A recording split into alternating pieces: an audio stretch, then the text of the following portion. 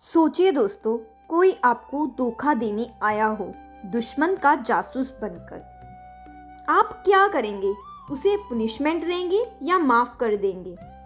रामायण का ये प्रसंग हमें सिखाता है कि असली ताकत सिर्फ पावर में नहीं बल्कि मर्सी और विजडम में है। मीन्स की दया और बुद्धि में है। सकल चरित तिन देखे धरे कपट कपि देह, प्रभु गुण हृदय सहारही शरणागत पर नेह।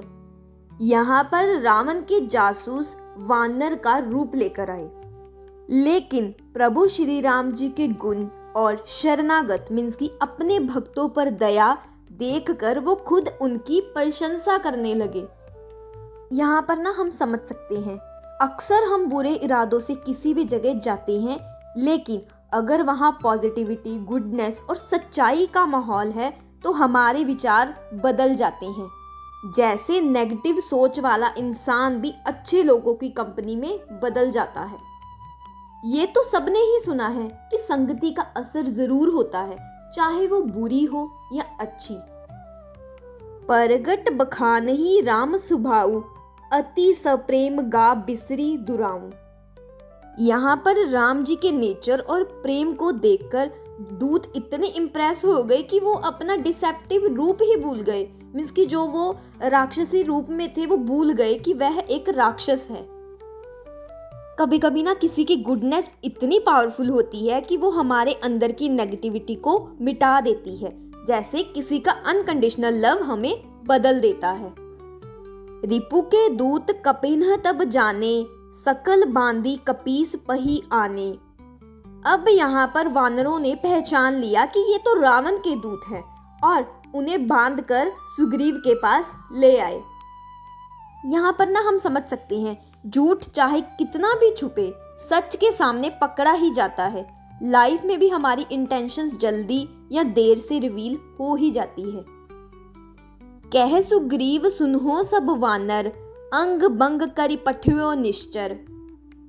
यहाँ पर सुग्रीव ने वानरों को आदेश दिया, इन्हें चोट पहुंचाकर वापस भेज दो। यहाँ पर हम समझ सकते हैं, जब कोई हमें धोखा देता है तो हमारा पहला रिएक्शन होता है कि उसको पनिश करें, लेकिन हर बार गुस्से से सल्यूशन नहीं निकलता। सुनी सुग्रीव बचन कपिधाए, बांदी कटक चहु पास फिराए। यहाँ पर सुग्रीव के वचन सुनकर सब वानर दौड़े। दूतों को बांधकर उन्होंने सेना के चारों ओर घुमाया। आज भी सोसाइटी में जब कोई गलत काम करता है तो उसे एक्सपोज किया जाता है ताकि सबको सबक मिले। ट्रांसपेरेंसी इंपॉर्टेंट है। बहु प्रकार मारन कपि लागे, दीन पुकारत तदपि ना त्यागे। वानर यहाँ पर तरह तरह की तरीकों से उन्हें मारने लगे। दूत दया की भीख मांगते रहे पर वानरों ने नहीं छोड़ा। जब हमारा गुस्सा कंट्रोल नहीं होता तो हमें सामने वाले की विनती भी असर नहीं करती। यहाँ पर लाइफ सीख यही है, अनकंट्रोल्ड एंगर हमारी ह्यूमैनिटी छीन लेता है। जो हमार हर नासा काना, तेही कोसला दीस के आना। अब यहाँ पर दूत बोले, जो हमारे नाक कान काटेगा उसे श्री राम जी की सौगंध होगी। मीन्स कि अब ना यहाँ पर दूतों ने श्री राम जी की कसम दे दी। कभी कभी ना मुसीबत में हम ट्रुथ और ओथ मीन्स की कसम का सहारा लेते हैं। सच हमें बचा लेता है क्योंकि लोग ट्रुथ का सम्मान करते हैं। सुनी लक्ष्मण तब निकट बुलाए, दया लागी हंसी तुरंत छोड़ाए। यह सब सुनकर लक्ष्मण जी ने सबको अपने पास बुलाया। उन्हें दूतों पर दया आ गई और उन्होंने हंसकर राक्षसों को तुरंत ही छुड़ा लिया।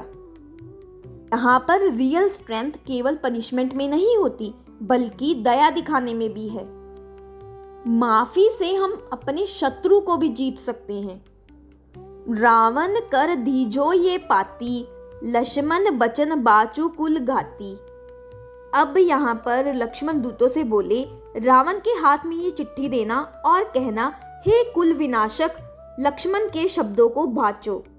मीन्स की ना मेरी बातों को ध्यान से पढ़ो और इसे अपनी लाइफ में अप्लाई करो। कभी कभी ना हमें अपने एनिमी तक भी बात पहुंचानी पड़ती है, लेकिन पूरी डिग्निटी और क्लैरिटी के साथ। क्लियर कम्युनिकेशन ही सबसे पावरफुल वेपन है। तो दोस्तों, इस कहानी से हमें क्लियर मैसेज मिलता है, गुस्सा हर किसी के पास होता है, लेकिन माफ करने का साहस सिर्फ महान लोगों में होता है। याद रखिए, एंगर टेम्परेरी जीत देता है, लेकिन माफी परमानेंट रिस्पेक्ट दिलाती है। और यही है श्री राम जी और लक्ष्मण जी का असली जीवन मंत्र। तो आप भी इसे अपनी लाइफ में अपनाओ और कमेंट्स में लिखो जय श्री राम। इसी के साथ जय श्री राम, जय बजरंगबली।